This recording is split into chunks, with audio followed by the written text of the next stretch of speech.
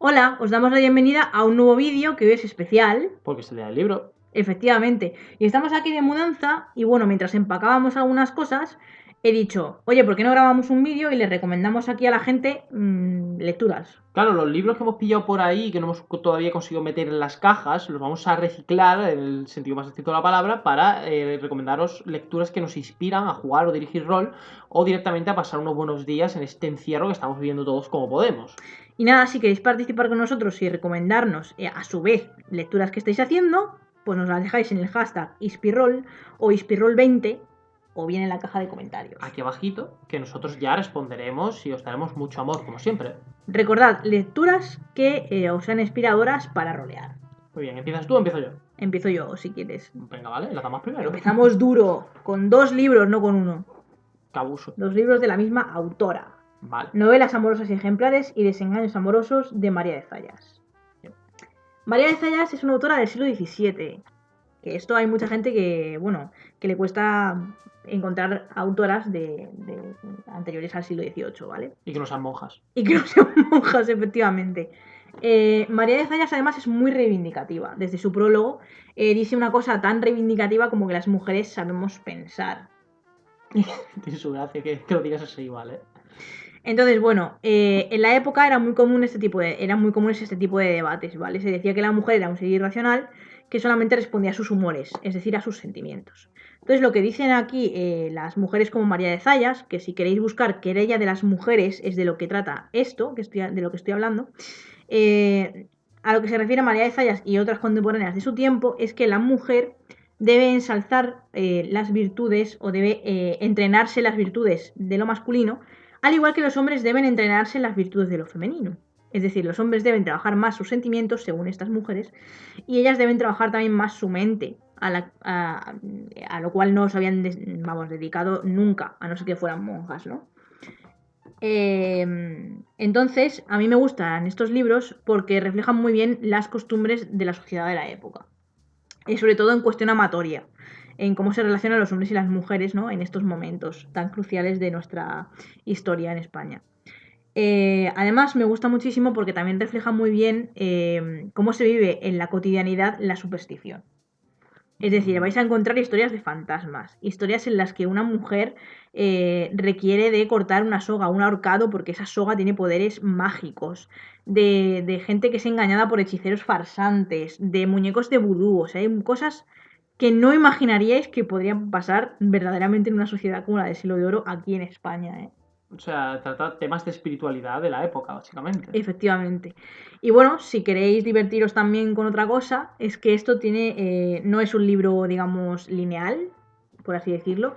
Está escrito a modo de Camerón, de Boccaccio. Es decir, un grupo de personas se reúne en un sitio para contarse historias por causa de un confinamiento, por una peste. Sí, entonces es perfecto para este momento tan maravilloso que estábamos viviendo. Efectivamente. Tu sentido del humor a veces me puede. Pues nada, sigue tú, a ver si lo mejoras. Me ha puesto el listón alto, ¿vale? Yo, como no puede ser de otra manera, voy con uno de los clásicos que tengo por aquí. Regalo de ella, por cierto. Narrenturm, de Andrei Soskovsky. Sí, Andrei, lo he dicho bien. Mirad qué maravilla de portada, por favor. Vale, Narrenturm. ¿De qué va esto? Escrito por el autor de la afamada saga del brujo, The Witcher. El brujero. El brujero. Ah, Tan conocido ahora por la brillante serie de Netflix. Narrentum pone su tiempo en la primera mitad del siglo XV. Reinevan, su protagonista, es un joven noble que realiza una enorme ofensa a otra familia noble, lo que causa que estos le manden unos asesinos a sueldo. Él huye atravesando media Europa en un momento bastante conflictivo, que es el momento del cisma de Jan Hus, el de los husitas, que luego provocaría una guerra en sí misma. Esto hace que esta historia se convierta en un marco narrativo todavía mayor, puesto que nos cuenta la situación que tenía toda Europa en ese momento. La Europa medieval de ese momento, para ser más exacto, esa etapa histórica tan olvidada. Entonces, esto se convierte en una enorme ayuda para todos los másters que quieran hacer que sus partidas tengan esos tintes más medievales e históricos. Además de que las descripciones de Sarkovsky del centro de Europa son maravillosas, son evocadoras y la verdad es que en algunos momentos se sacan alguna risa. Este libro, además, tiene un gran componente, que es el tema de que sus personajes son muy pintorescos, en el sentido de que no son ni completamente blancos ni completamente negros, están plagados de grises. Además de que trata temas de la época con cierto sentido del humor en algunos momentos. Por último, tengo que remarcar algo increíble: la prosa de Sapkowski es como es impecable, Es una maravilla eso, ¿eh? y la trama es tan maravillosa como siempre, y las partes de acción son tan épicas como puedes esperar. Pero su principal logro es que la cantidad de insultos, tanto en polaco como en checo, como en alemán, como literalmente en castellano antiguo, que puedes sacar de este libro, es increíble. Dale color a esas partidas medievales. Sácate para la partida que la te sacas 3 o 4 insultos aquí y tus jugadores te van a amar el resto de tu vida. A ver, que es por la traducción, ¿eh? La O traducción. sea, No sé mis quién, dieces a la traducción. no sé quién ha traducido esto. La persona que haya Lo trabajado. miramos. Lo miras rápido. Pues la persona que haya trabajado en la editorial Alamut para hacerlo, por favor, un beso de mi parte. José María Faraldo. Pues José María Faraldo, eres. Gracias. Gracias. O sea, Por es favor. epiquísimo. En fin. Yo quiero destacar de Sapkowski Sí, claro. que para un máster, por ejemplo, un Dungeon Master, es muy útil analizar cómo Sapkowski maneja el tiempo narrativo. Oh, es verdad, claro. Tanto en El Brujo como en esto. Sí, es verdad. Es maravilloso cómo maneja el tiempo, cómo hace los retrocesos, los adelantos, cómo lo mezcla todo en una línea temporal en la que se va entresijando toda la trama. Es maravilloso. No es lineal, casi nunca es lineal en sus historias. Pues con esto ya lo tendríamos todo por este lado, así que te toca de nuevo. Pues nada, yo traigo un salto del siglo XVII a los años 60, a principios de los 70. ¿Qué te parece? Un poco raro ese salto, ¿eh? Sigo con los autores españoles, ¿de acuerdo? Este es Max Aup y este es su libro La gallina ciega. Cuya portada es un poco minimalista, ¿eh? Sí, en esta edición de críticas, pues nada, es así, ¿vale? Te dice bien poco del libro, ¿eh? Max Aup es un autor poco reconocido, que se está empezando a editar bastante ahora, ¿vale? De hecho tiene un libro, bueno, que es un libro un tanto especial, que son cartas en realidad. Es un juego de cartas narrativo. Podríamos decir que Max Aup incluso fue un primer autor de juegos de rol, porque en ese libro de cartas tienes que encarnar roles para resolver un crimen. Me acaba de hacer en la cabeza un cortocircuito bastante raro. Bueno, hablando de este libro, para no desviarme mucho del tema, porque ese, el de las cartas, no lo tengo todavía. Ya haremos una reseña, no os preocupéis. Este libro fue escrito en 1969, pero no se ha publicado hasta ahora, prácticamente. Era muy polémico en su momento. O sea, imaginad que Max Aup lo que hizo fue, después de su exilio en los años 30, regresó a España en el 69 para hacer un documental de Buñuel. Entonces, lo que fue a hacer un documental de Buñuel se convirtió en un diario sobre lo que Max Aup veía diferenciado desde que se fue hasta que volvió. Y esto se convirtió en una sátira extrema al franquismo, básicamente. Aparte de eso, pues la mentira que supuso la memoria histórica después de Franco. Bueno, después de Franco, durante la época franquista, después de la guerra civil. Pues entonces tuvo que contar un poco de todo, ¿eh? Pues sí. Aparte de la sátira, que es bastante mordaz, y a mí me encanta eso. El ácido le encanta por la mañana. Tiene una dedicatoria preciosa a su madre y además trata mucho la maternidad con ella y mucho el tema de la infancia también, que a mí me gusta recalcarlo para manejar personajes. Este libro está muy bien para hacer aventuras, perdonad, en la época de franquismo o en la época de los exiliados españoles. Algún día tenemos que hacer una partida para el canal sobre ese tema, ¿eh? Que no se nos olvide. Se me ha caído, pero bueno. Max, te has caído la vida. Me toca, ¿no? Sí. Vale, tú tranquila, que Max no se va a mover del suelo. Se ha caído porque no le he hecho justicia. Claro. Vale, yo voy a ir de Sapkowski a un clásico de la literatura fantástica. Los héroes de Joe Abercrombie. Más clásico, imposible. Mirad qué carita. Esta maravillosa edición de Alianza con la cara de los autores para que nos observen mientras leemos. Es maravilloso. Gracias, Alianza, por este maravilloso regalo. En fin, ¿de qué van Los héroes? Los héroes es una de las obras que encumbró a Joe Abercrombie. Está basada en uno de sus mundos más extensos, podemos decir, y trata una batalla por conseguir un trozo de tierra entre dos bandos. Esta batalla literalmente se trata desde los dos puntos de vista, desde las dos partes de la contienda, y salta tanto desde el inicio de antes de que empiece la batalla, como después de que termine la batalla, con las consecuencias de la misma y cómo los personajes de la trama, que no son pocos, van moviéndose para conseguir sus objetivos en el contexto de esta guerra que está ocurriendo. Es muy, muy recalcable como Abercrombie trata tantísimos personajes con tantísimas motivaciones, tantísimos objetivos, aspiraciones, problemas, personalidades, morales, etcétera, etcétera, en un mismo libro. De hecho, tiene una pericia de nombres más largo que el Quijote. Es rollo la colmena de Cela. Hay Eh, 50.000 personajes. claro, y además Es muy costumbrista en esto. este libro, para el tema del rol, que es a lo que hemos venido, nos ayuda a varias cosas. La primera, y lo que yo más digo, no te va a salir un PNJ soso después de haber leído esto. Abercrombie tiene un don para hacer que cada personaje se sienta único. Entre los diálogos, que son exquisitos, entre todo lo que trata la novela y sobre todo ese aire que le da a cada uno de sus personajes para que no se parezca a ninguno, sus manías, sus problemas, su manera de ver el mundo, hace que esto sea un paseo. O sea, lo bueno es que, digamos, que en vez de centrarse en la historia gorda, Que tiene, porque en fin es porque un en poco fin, denso. la historia, el grueso de la historia está ahí, se centra mucho y por eso es tan larga en la intrahistoria de los personajes. Efectivamente, y en las relaciones que mantienen ellos con el mundo y con los demás personajes. O sea, por muy insignificante que pueda parecer un personaje, Tiene su cosa. no lo es. Y después ayuda a documentarte un poco sobre batallas en general, cómo funcionan los mandos, de manera satírica, por cierto, lo hace muchas veces, cómo funciona la organización de un ejército, la logística incluso, aunque no lo parezca, este libro habla de logística, y un montón de cosas que nuestros mayores aprendieron de la mili, y que a nosotros nos vendría bien recordar de vez en cuando para narrar partidas centradas en guerras. Por último, es un clásico de la literatura fantástica y no puede faltaros en vuestra estantería, así que, por favor, dale una oportunidad a los héroes, como ya ha dicho Mosakowski, y, por favor, dale mucho cariño a este maravilloso libro. En fin, yo he tratado de hacerle justicia a un clásico, así que te toca a ti. Pues yo traigo a uno de mis autores predilectos, No me digas. García Lorca. Estaba claro. Federico García Lorca, Me voy. más reconocido como poeta, ¿vale? Pero en este libro no traigo poesía, esto es prosa. Vale. No vas a decir Es... quién te lo he regalado yo, ¿no? Sí, me lo regalaste tú y es una de mis posesiones más preciadas. ¿Tú has visto qué edición más bonita? Es preciosa esta edición, maravillosa. Me emperré en que lo quería tener y me lo regaló. Está editado hace poco, detalle curioso, para aquellos que no lo conocieran, pues era porque no estaba editado hasta hace poco. Pues Impresiones y Paisajes es un libro que escribió Lorca en su más tierna juventud.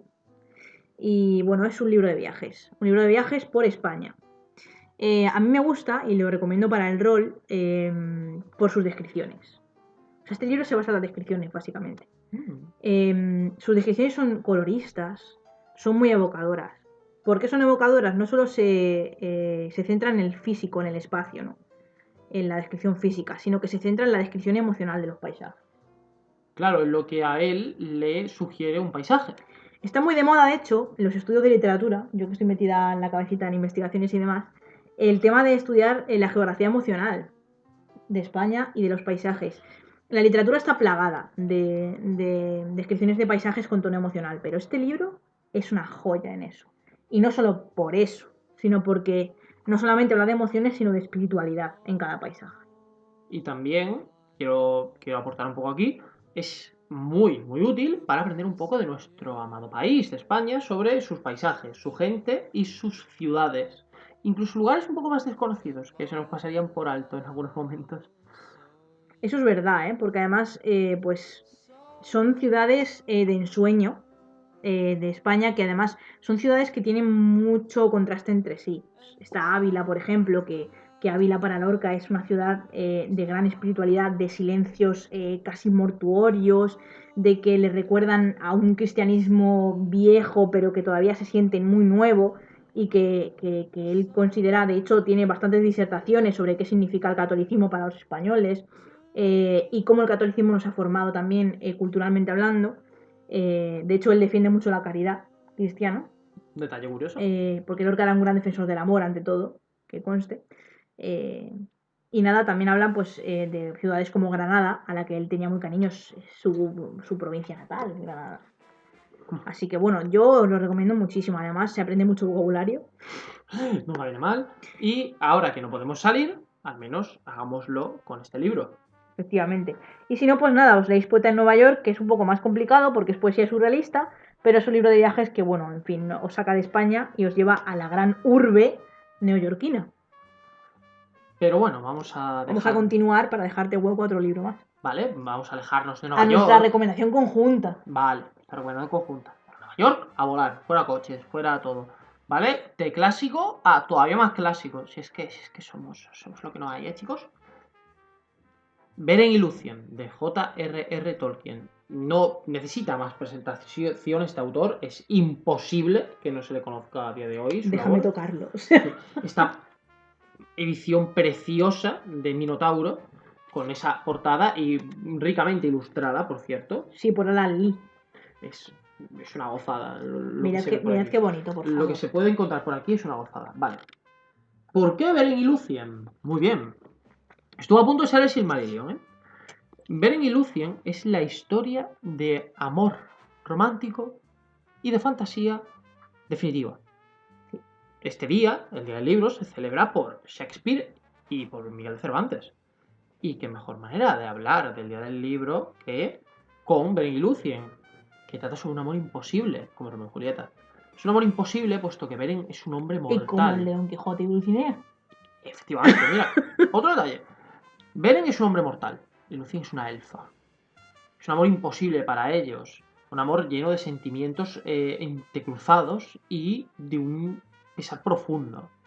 El padre de ella obliga a Beren a realizar una tarea imposible. Robar un Silmaril al ser más poderoso y oscuro del mundo, Melkor. Esta obra, Beren y Lucien, se trata en otro de los libros de Tolkien, el Silmarillion, otro de los libros que nos trajo Christopher Tolkien, el tercer hijo del tercer hijo, y además su mecenas, aquel que nos ha traído toda la obra que conocemos de Tolkien y lo que se ha quedado en el tintero todavía. Sí, y que descanse en paz porque murió hace poco. Un grande, sinceramente. Beren y Lucien, en este libro, recoge todo lo que Christopher pudo aunar de la obra de su padre con respecto a esta historia, desde que se llamaba Los cuentos de Tinubiel, y se trataba de una proyección del amor que sentía Tolkien por su esposa. Un detalle que pocos conocen y que además esto fue escrito tras su vuelta de la Primera Guerra Mundial y de haber participado en la batalla del Somme en 1916. ¿Qué más podemos decir sobre Beren y Lucien? Que nos ha dicho ya. Las descripciones son maravillosas, las partes de prosa te quitan el aliento y el verso que tiene Tolkien, aunque esté traducido, es muy potente. Es muy potente. La versión original en inglés, aunque es complicada de leer para gente que no esté muy acostumbrada al idioma, porque Tolkien utiliza un idioma, un registro muy, muy complejo, que él trastocaba a su antojo con sus conocimientos, es todavía mejor. Si de verdad queréis meteros en el maravilloso universo de la Tierra Media, creado por Tolkien y su extensísima mitología, podéis empezar con el Silmarillion, el libro que también recomendamos aquí rápidamente, y podéis pasar a Beren y Lucien y a sus versiones en inglés más adelante y a todo lo que podáis. Sobre todo si os gustan los elfos, ¿verdad? Sí, sobre todo si os gustan los elfos. Y vamos a por qué para el rol. Para el rol es perfecto para retratar el amor romántico de la manera más clásica y fantasiosa posible. Luego, el tratamiento de los entornos es muy, muy recomendado para aquellos másters que quieran hacer sentir a sus jugadores como que están entrando en las novelas de su infancia. Además, como colofón, volver a lo clásico nunca está mal si estamos hablando de Tolkien. Así que, por favor, leedlo si necesitáis cualquier tipo de referencia en cuanto a estos temas. A mí Tolkien lo que me gusta y que hace muy bien es la atmósfera feérica en los libros. Con muy poco consigue hacer una atmósfera férica, es escalofriante. Si habéis leído El Señor de los Anillos y habéis leído la parte de Rivendell, sabéis de lo que hablo. Eso es Beren y Lucien. Además, estamos hablando de alguien que redefinió lo que es la fantasía. De hecho, Arwen y Aragorn son un reflejo de esto. Así que y bastante descafeinado, ¿eh? O sea, imaginad cómo es Beren y Lucien. Sí, en cuanto a pesar es... Si ya os emociona Arwen y Aragorn, esto os va a flipar. En fin, he tratado de hacerle justicia lo mejor que he podido a este titán. Y muy bien que has hecho. Así que, bueno, te toca el último. Mi último, pues nada, yo he traído uno de Cervantes, como no podía ser de otro modo. Para terminar con el colofón de autores españoles. He traído los trabajos de Persiles y Sigismunda, así muy rápido, aunque los nombres suelen raros. Es que era común en la época, ¿vale? Ponerle a la novela bizantina, esto es una novela bizantina, este tipo de nombres. La novela bizantina es una novela de aventuras. De aventuras que tratan sobre una pareja de enamorados que empiezan con que quieren casarse y terminan casándose, eso es verdad, pero pasan por una serie de dificultades. Esto es un Así. culebrón venezolano. Así. Básicamente. En fin, os podéis imaginar, les pasa de todo. O sea, desde luchar contra dragones, y lo digo en serio, desde luchar contra dragones hasta hacerse pasar ella por hombre y él por mujer, o sea, unas cosas... Ni la campaña más loca de Dragones y efectivamente, esto rebasa la fantasía en todos los aspectos. Bien, Cervantes consideró esta su obra culmen, aunque la crítica dice que es el Quijote, pero en ella, digamos que es la obra más seria de Cervantes, ¿vale? No lo digo porque sea difícil, que también lo es, porque casi toda la obra de Cervantes lo es, pero vais a pasar un muy buen rato, porque aparte de ser una novela de aventuras, es una novela en la que Cervantes explora otra vez, y soy muy pesada con este tema, la espiritualidad. Porque al final lo bueno es que esto narra la historia de Periandro y Auristela, que son dos jóvenes nórdicos que van de peregrinación a Roma. Y en Roma se quieren casar. Después de que se casan en Roma, reciben el cristianismo y se cambian de nombre a